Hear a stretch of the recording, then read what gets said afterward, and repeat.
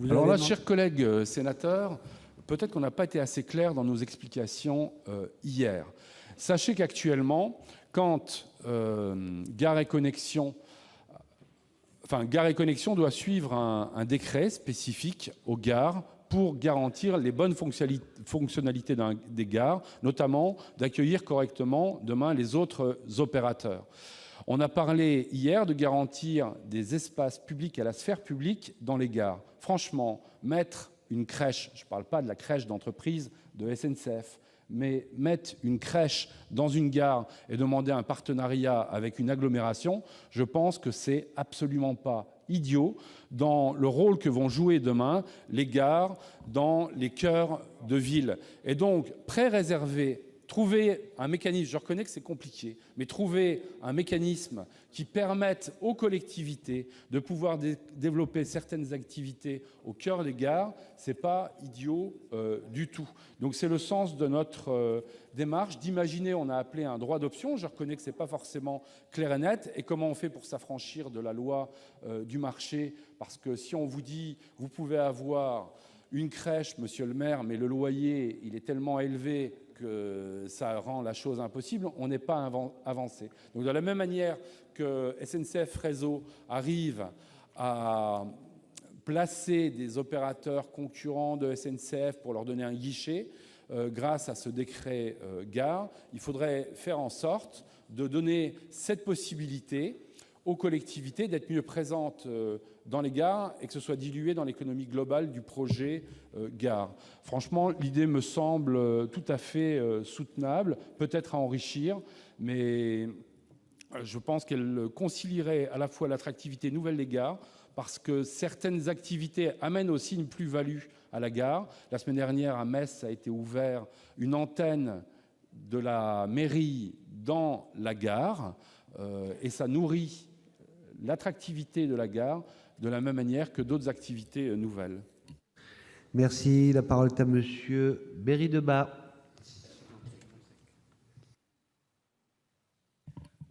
Dans le prolongement de ce qui vient d'être dit par mon collègue Olivier Jacquin, je crois qu'il ne faut pas s'arrêter à l'exemple de la crèche. J'ai vu que ça fait un peu réagir sur les bancs de cet hémicycle. Ce qu'il faut retenir, c'est l'idée pour des collectivités de pouvoir bénéficier d'un espace public dans une gare. Et ça me semble très intéressant. Bon, on a pris l'exemple de la crèche, mais on peut avoir l'exemple dédié pour une entreprise. On est au cœur, je dirais, de la cité, on est au cœur d'un maillage important. Donc, essayons de réfléchir à l'idée de définir un espace public. Et je crois que c'est l'idée qu'il faut retenir, et c'est tout le sens de cet amendement que je vous invite à voter, mes chers collègues. La parole à monsieur Houllegatte. Merci, Monsieur le Président. Je suis un peu surpris du vote qu'il y a eu sur l'amendement précédent, sans vouloir y revenir, mais à partir du moment où on pressent que le Sénat est véritablement l'Assemblée des collectivités locales, comment refuser à ce que ces collectivités locales siègent justement dans la gouvernance des gares? Parce que dans une approche je dirais très fonctionnel tel qu'on l'a connu au XIXe siècle. On avait un objet et à cet objet on donnait une fonction, ou l'inverse, on avait une fonction et un objet qui était une gare répondait donc à la problématique. Maintenant, on est, je dirais, dans une approche qui est une approche système, dans une approche dynamique, dans une approche de flux. Et on se rend compte que les gares sont autre chose que des simples gares qui permettent d'accueillir des passagers. Elles ont un potentiel pour drainer des flux et à partir de ce moment-là, donc on voit très bien, même sur le plan des pôles multimodaux qui sont en train d'être organisés, que les autorités organisatrices de transport se retrouvent autour de ces nœuds modaux que sont les gares, mais que maintenant, désormais, il y a d'autres fonctions et que les collectivités locales peuvent, d'une certaine façon, eh bien, souhaiter disposer d'espaces. Je prends des exemples qui se font. Il n'y a plus de honte maintenant à mettre des espaces publics, y compris dans les supermarchés, parce que si on veut toucher les jeunes, eh bien, il faut aller à la rencontre des jeunes, là où ils sont, là où sont les publics. Et on se rend compte que dans les gares, eh bien, il y a du public et qu'on peut faire passer des messages et qu'il est important pour les collectivités de pouvoir disposer de lieux, d'espaces qui vont directement aller à la rencontre des gens où ils sont pour pouvoir proposer des services. Et ça me semble, moi, extrêmement fondamental au titre de l'aménagement du territoire, que nos gares, qui sont souvent malheureusement désertées ou un peu vides, puissent vivre et être animées par des fonctions qui sont des fonctions complémentaires. La parole à Monsieur Dantec. Oui, pour dire, je pense qu'on est sur un sujet extrêmement intéressant et important. Et il y a quelques mois encore, Guillaume Pépi proposait la création d'une société publique des gares, d'ailleurs, si vous repartez dans l'historique du débat. Le défenseur de l'amendement l'a dit, l'amendement n'est peut-être pas tout à fait calé, c'est lui-même qui l'a dit, ce qui n'est pas la meilleure manière de le faire passer à tous les coups, mais malgré tout, je pense qu'on est sur un enjeu réel de perception de l'espace public. Alors, et sur le fait que la SNCF n'est pas un mauvais gestionnaire de ses propriétés, dont il cherche toujours, on en a tous en tant qu'élu local, l'expérience à tirer le meilleur rendement de son patrimoine. Ce qui fait que cette dimension rôle sur l'espace public, rôle sur le service public de la gare, et fondamentalement la lisibilité, y compris des territoires, parce qu'il y a les endroits qui vont très bien et il y a les endroits qui ne vont pas bien, et là aussi la gare est un enjeu. Il faut absolument qu'on réussisse à mettre dans la loi quelque chose qui dit cet enjeu-là. Et je trouve que l'amendement est extrêmement important sur le fond à partir de là. Alors, je ne sais pas si c'est cet amendement-là qui doit être l'amendement final. De toute manière, on va aller vers une CMP à un moment, mais je pense que le voter aujourd'hui pour le rentrer dans le débat et essayer de trouver tous ensemble la solution pour qu'il y ait effectivement un signal de données, on pourrait toujours dire que la SNCF restant sous maîtrise publique, évidemment, les directions qui sera donnée par l'État à la SNCF sera faire attention à cette demande. Comme on n'en est pas tout à fait sûr quand même, d'expérience, je pense que ça serait vraiment bien de donner ce signal politique. Moi, je soutiendrai vraiment cet amendement qui n'est pas secondaire. Alors, juste pour éclairer notamment Madame la Ministre sur à quel moment elle veut parler, il y a encore Monsieur Fouché qui a demandé la parole, Madame Lienemann, Madame Keller et le rapporteur. Donc, vous voulez parler à la fin? Très bien. Monsieur Fouché. Monsieur le Président, oui, je suis tout à fait d'accord avec ce qui a été dit. Je voterai cet amendement parce que je vois dans un certain nombre de gares, on veut installer, il en faut certes, un certain nombre de commerces, de grandes surfaces, etc.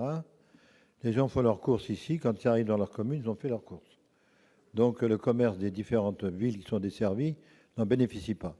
Et garder un certain nombre d'espaces pour mettre en valeur les collectivités me paraît tout à fait intéressant et utile. Donc je crois que c'est un très bon amendement. Bien, Madame Lienemann. Les orateurs précédents ont dit beaucoup de choses. Je voulais donner des exemples concrets. J'ai été pendant un moment maire d'une commune, à Tismons, où il y a une gare. On voulait mettre une mairie annexe, parce que dans le quartier qui était vers la gare, était un quartier où il y avait peu de services publics. Ça a été la croix et la bannière. On n'a jamais pu avoir, alors qu'on proposait d'avoir une présence qui n'était pas régulière dans la gare. Et comme la prévention de la sécurité suppose aussi qu'il y ait une certaine présence humaine. Et on voulait mettre une antenne postale. La Poste était d'accord. Ce n'était pas possible. Donc il y a quelque part pas cette idée que la gare doit être un nœud de service public et bien sûr de service privé complémentaire. Je donne un autre exemple. Là, c'est des gares qui n'étaient pas forcément hyper occupées toute la journée. Mais il y a des gares très passantes où il y a des services publics dans les gares qui seraient utiles. Je prends un exemple, Madame la Ministre. Vous connaissez bien les points info énergie.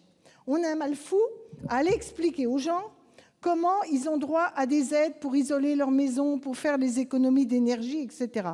Dans ces lieux de passage, on cherche souvent des lieux de passage publics pour pouvoir informer les gens, leur donner les infos, monter les dossiers, etc. Les gares sont des lieux où cette sensibilisation d'intérêt public peut avoir lieu.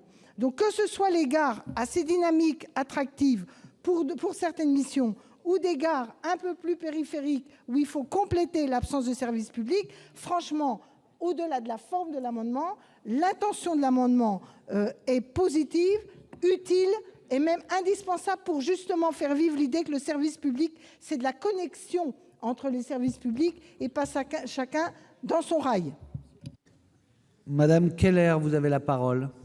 Et merci beaucoup. À mon tour de dire mon attachement aux gares, puisqu'il me semble que chacun à rappeler combien c'est un lieu important, c'est un lieu qui progressivement, au fur et à mesure que les transports se développent, devient la place du village, c'est-à-dire le lieu le plus fréquenté. C'est déjà le cas en Île-de-France, c'est le cas dans certaines communes où les transports sont bien organisés autour du transport ferroviaire.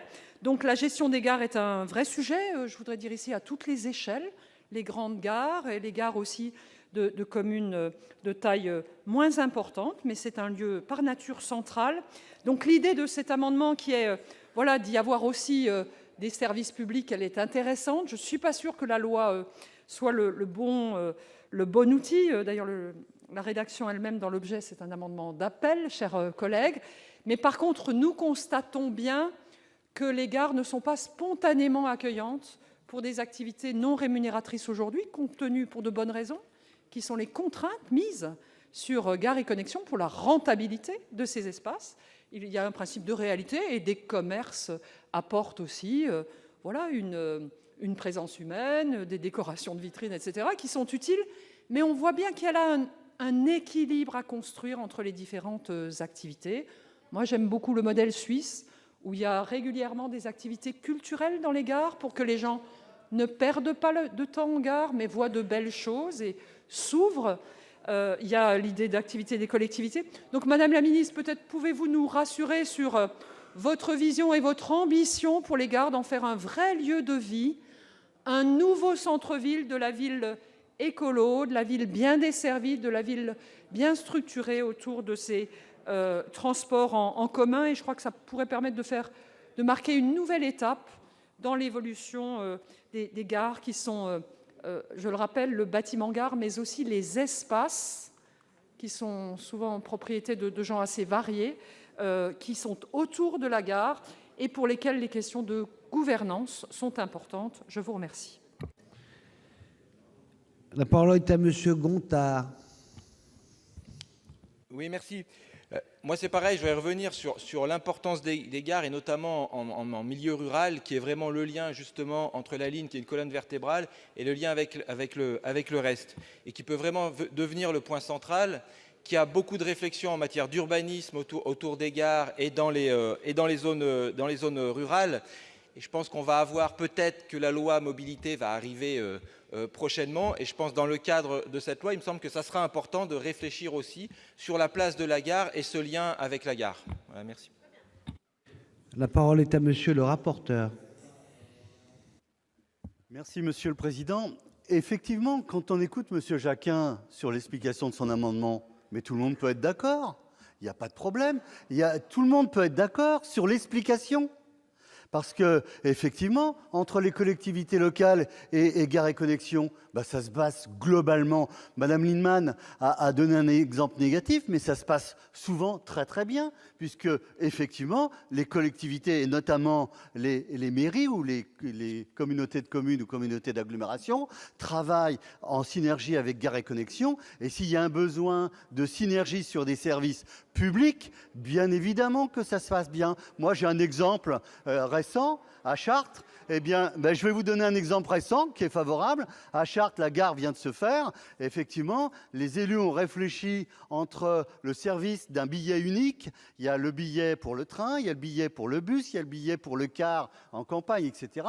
Et finalement, ils ont fait un guichet unique. Il n'y a pas besoin de loi pour faire ça. Il n'y a pas besoin de loi. Il y a un accueil, il y a un service global et de coopération entre Gares & Connexions et les élus. C'est normal, ça. Mais par contre, quand on lit l'amendement, par rapport aux explications, je m'excuse, mais l'amendement, il n'y a rien à voir. Il n'y a rien à voir. D'ailleurs, il a marqué, et je suis complètement d'accord avec Fabienne Keller, il a d'ailleurs marqué un amendement d'appel, mais moi, je vais vous lire le texte de l'amendement. Parce que quand on lit le texte de l'amendement, on se dit, bon sang, on ne va plus pouvoir accueillir dans les gares des passagers.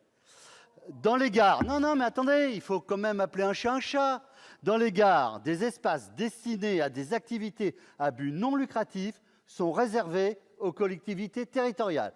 Toutes les collectivités territoriales. C'est-à-dire que, voilà, on peut exiger machin, et puis finalement, il n'y a plus d'espace pour accueillir les passagers. Non, franchement, ça ne doit pas, franchement, au-delà du bon sens que j'accorde à M. Jacquin sur son explication de vote, franchement, par rapport à la rédaction de cet amendement, ça ne va pas, quoi.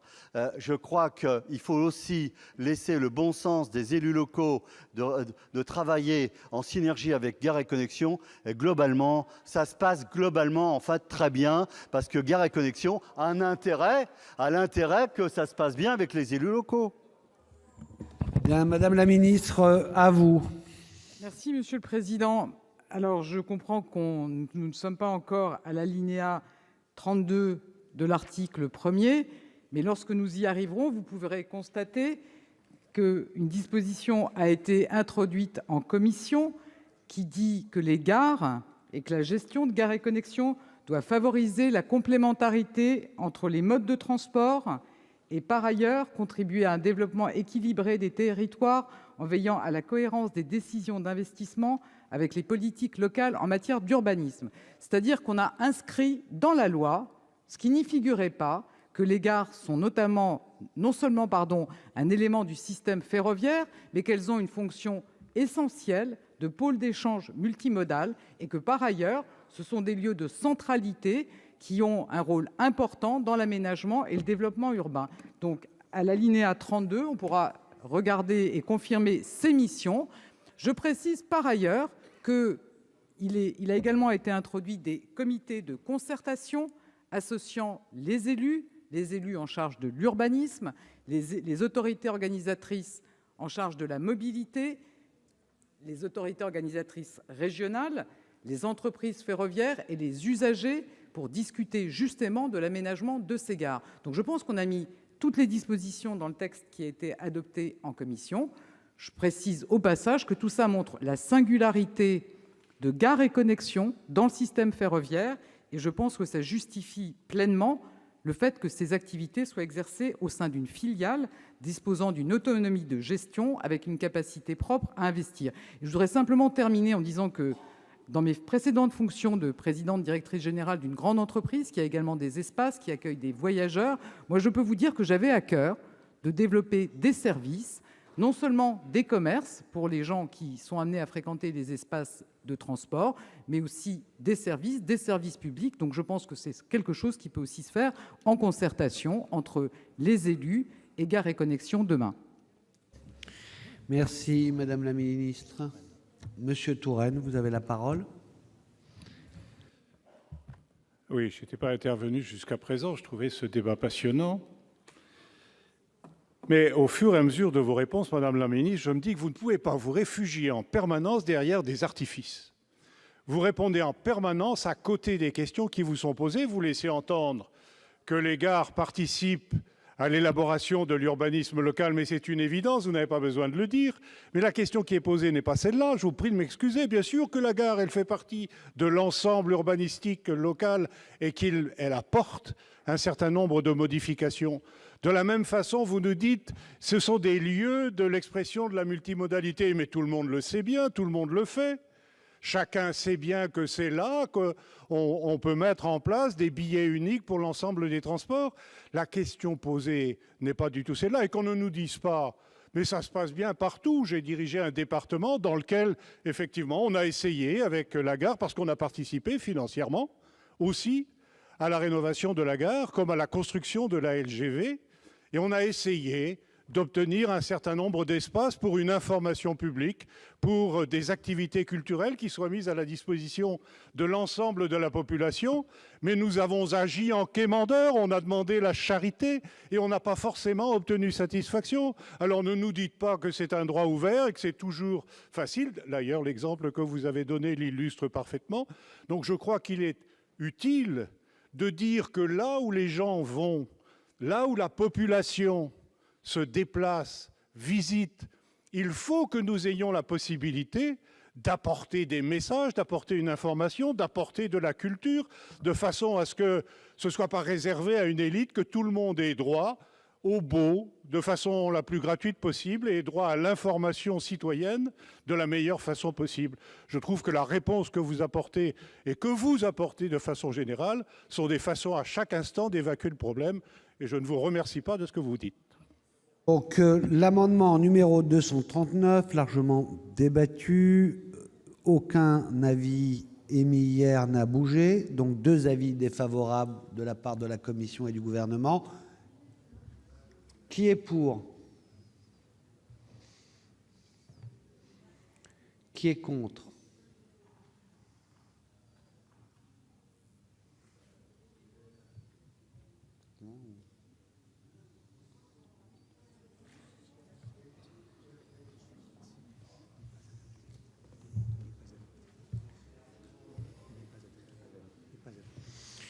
Il n'est pas adopté. Amendement numéro 239. Oui, c'est le même. Amendement numéro 213 de Monsieur Jacquin. Je suis très satisfait qu'on ait pu avoir un échange de qualité sur cette question nouvelle et sensible. Je pense qu'il y a moyen... Alors j'ai entendu le rapporteur, peut-être qu'on aurait pu mettre un seuil d'habitants pour éviter l'effet que vous disiez de réserver des espaces publics dans les grandes gares pour être important. Dans les petites gares, c'est une autre question. Parce que lorsque vous dites que ça se passe bien, je suis d'accord avec vous que Gares & Connexions est une entreprise publique tout à fait sérieuse, qu'elle cherche en général le partenariat. Manque de bol, ça ne se passe pas toujours bien, et les exemples, les contre-exemples sont nombreux, où il y a des difficultés de dialogue, notamment sur les petites gares. Quand elles sont moins intéressantes en termes de valeur foncière ou d'espace de projet de développement pour le ferroviaire, Gares & Connexions ne va pas spontanément voir les élus dans les grandes villes, ils vont les voir, c'est évident. Puis il y a de très très bonnes relations. J'ai donné tout à l'heure l'exemple de la gare de Metz où vient d'être ouverte une mairie annexe. Il y a de très bonnes relations. Moi, je pense qu'il faut envoyer autour de cette question importante un signe aux élus locaux, aux maires, sur cette question des gares. Le présent amendement, le 213, est une bonne occasion de nous rabattre sur ce sujet. Il est tout simple, il est beaucoup plus neutre. Il propose de prolonger l'alinéa 41, je vais le lire, monsieur le rapporteur, pour qu'il n'y ait aucune ambiguïté. Aux missions de Gares & Connexions, on propose de rajouter une toute petite phrase qui dit que pour tout projet afférent à l'avenir d'une gare, les collectivités locales, les collectivités territoriales sont associées. Ce serait le signe à envoyer aux élus locaux et l'occasion peut-être en CMP de discuter et d'approfondir cette question. Je vous remercie. Merci. Qui est pour l'amendement numéro 213? Qui est contre? Qui s'abstient? Il est rejeté.